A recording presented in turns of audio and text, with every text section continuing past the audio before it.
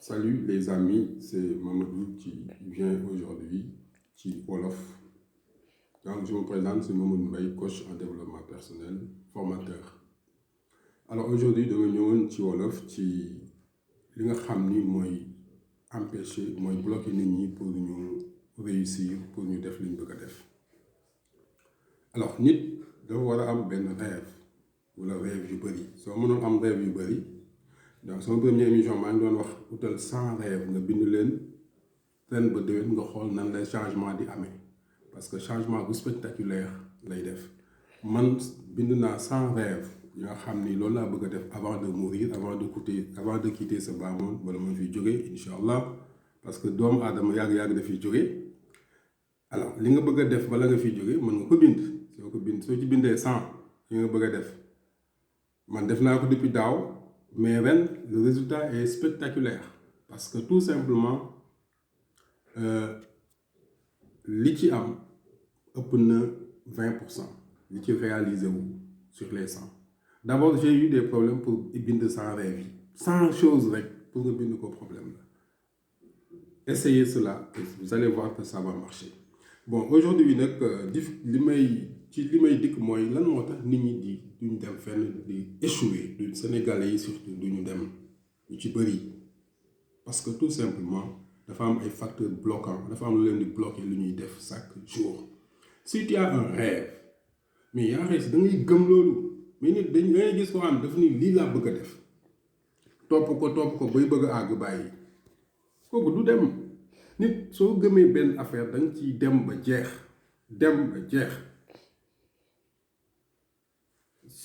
soo amee rêve da ngay gëm yàlla gëm sa bopp poursuivre les rêves. Maintenant qu'est-ce qui reste? C'est le travail dur. Tu poursuis ton rêve, tu travailles durement sur ce rêve-là. Chaque jour, matin et soir, tu es déterminé, tu veux atteindre ce rêve. Tu travailles, tu crois en toi, nga gëm sa bopp.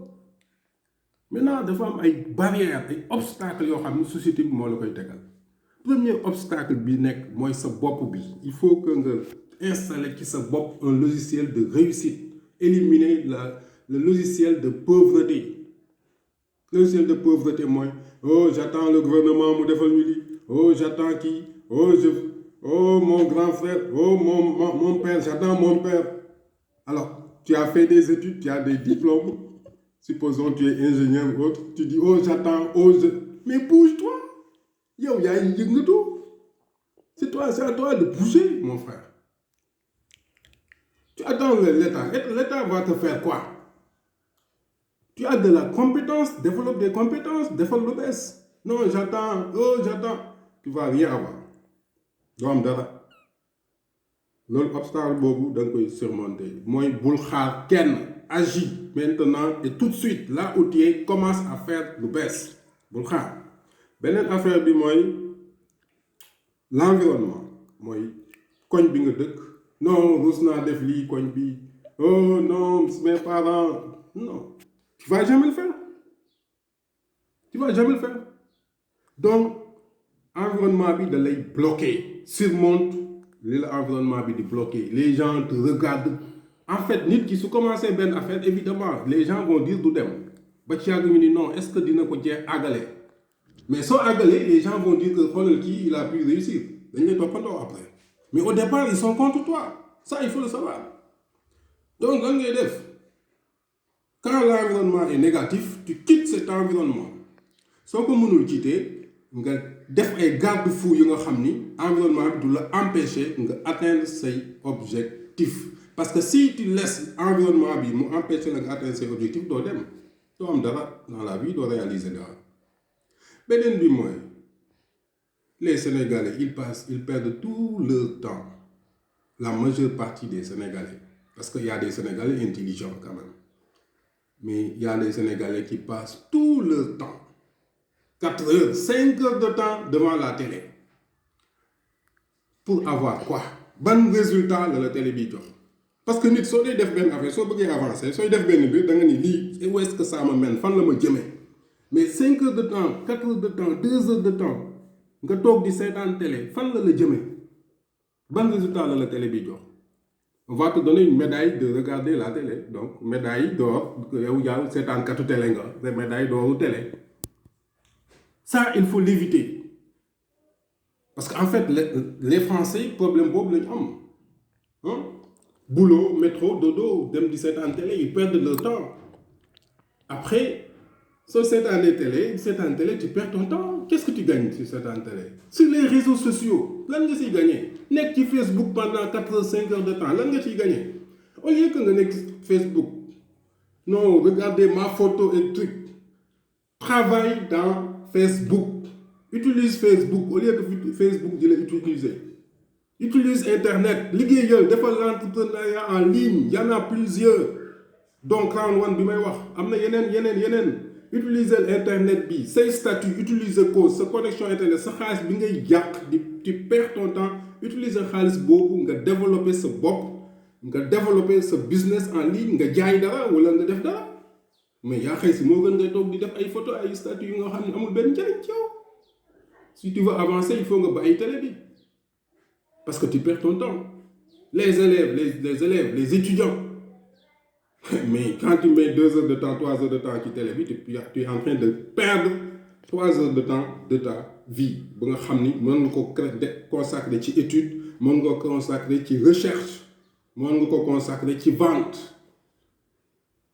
Nga avancer. Au lieu ngay toog di seetaan télé, tu es statique et tu avances pas. Et ça, c'est pas bon. Ça fait partie des obstacles yi nga xam ni mooy tarder nit ñi. Beneen obstacle bi mooy que les gens dañuy bëgg dara sa nanguwuñu coono. Ku bëgg dara da ngay def dara. Ku bëgg akara da ngay ñeme kaani sama gars yi. Il faut du travail, il faut travailler dur. Am na ñi nga xam ne aussi su mettee rek ñu bàyyi. Mais les problèmes, des moments où on a ben nit, l'échec fait partie de la réussite. Vous croyez qu'Einstein devait créer sa formule? Ah, mais il a échoué une fois. Newton a échoué une fois. Qui défend l'avion, il faut défendre qui défend pour dans parce que tout simplement les gens ils pensent que l'échec dit beaucoup. L'échec fait partie de la réussite. Si tu veux réussir, fais plusieurs échecs et tu vas réussir. Michael Jordan, il essayait 3000 fois de lancer d'adresse. Lincoln, Abraham Lincoln, président des États-Unis, échoué, tu l'es, il est président. Vous croyez que les gens, comme les Disney, les Macky Sall, tout le monde, ils ont échoué. Mais tu ne vois pas ça? Abdoulaye Wade a tout essayé. On l'a emprisonné. Nelson Mandela, 27 ans de prison. Il devient président de la République. Donc, acceptez les difficultés. Nangou les difficultés, les gars. Difficulté d'un coup, nangou. Difficulté, c'est pour surmonter. Ça fait partie de la réussite. Si tu n'as pas de problème, ça veut dire que tu ne vas pas réussir. Parce que si tu veux réussir, si tu dois réussir, tu dois avoir des problèmes, tu dois les surmonter pour réussir. Voilà ce que j'avais à dire, les gars. Ciao.